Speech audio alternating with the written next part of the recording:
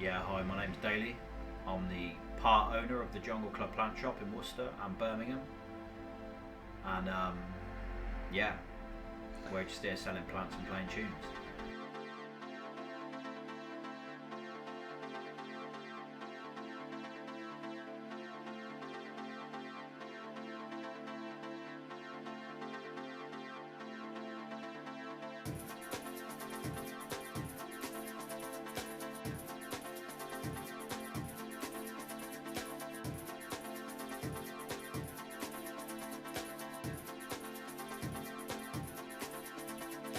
Music creates a resonance of energy, and ultimately the dance floor is a place where we all get to feel that energy at the same time.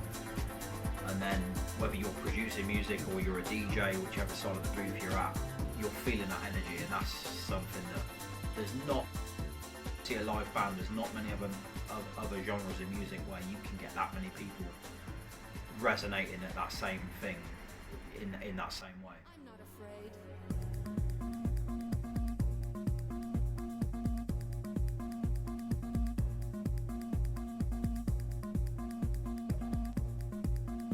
It brought so many different things from different genres into one melting pot. It's a totally crazy new sound, and the fact that it's 30 years old now, this sound, and the fact that it's still going, and you've still got dedicated people keeping the scene alive. You've still got multiple nights, multiple record labels putting it out. It goes to show how integral that music was to the entire electronic scene. There's the love for the creation of it, there's the love for like the sounds that you hear, like the music itself, but the most important thing is what it attaches to culturally as well, like within the club scene.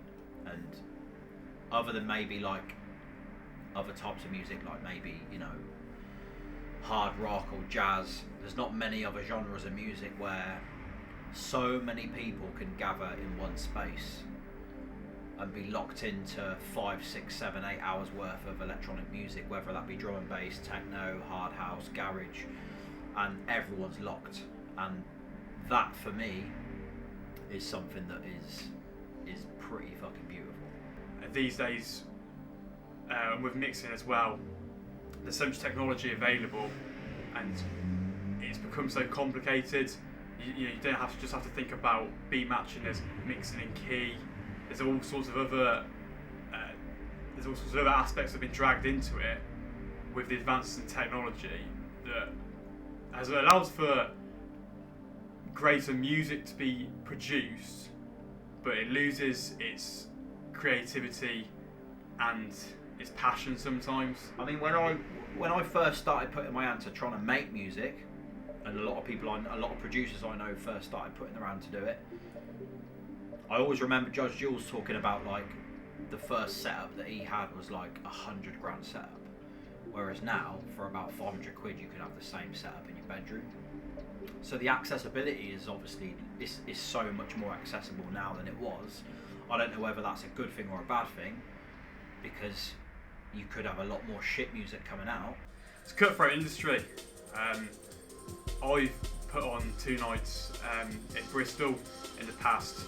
So my hometown's Worcester, and there's not a scene for the music that I love in Worcester, so I tried taking that to Bristol and putting on nights in Bristol. The first one was an absolute pleasure. It was busy, the music was brilliant, and it was a great turnout, and the whole night was just wicked start to finish. That was on Thursday, so we thought we'd capitalise on that. Next time we'd do it on a Thursday again. Bigger venue, bigger DJs, bigger vibes. It didn't go anywhere near as well as the first one. I think there's a lot of like old school electro, Depeche Mode. There's a lot of that stuff that is always really interesting. But for me, like, I tend to always come back to like the techno sound. There's so many people that back in the day were smashing it. 20, 30 years on, they're still smashing it. And there's new school as well, as I said earlier. Tim Reaper, Future Retro London. That was one hell of a bloody record label.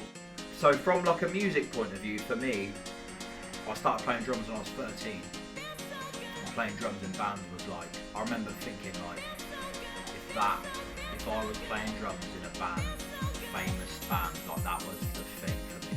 Transcended into like getting into like electronic music, producing music, that became my creative outlet. For me, musically, if I produced one fucking record that got some kind of like outplay, I think anyone in any position would be pleased with that. Music's always been really like a central point. When we set up the shops, we were like, we always want to be playing good music that we liked. We wanted people to come in and have an experience and be exposed to music that they wouldn't hear before, whether that be garage or jungle or drum and bass, house, techno, like good versions of all of those genres.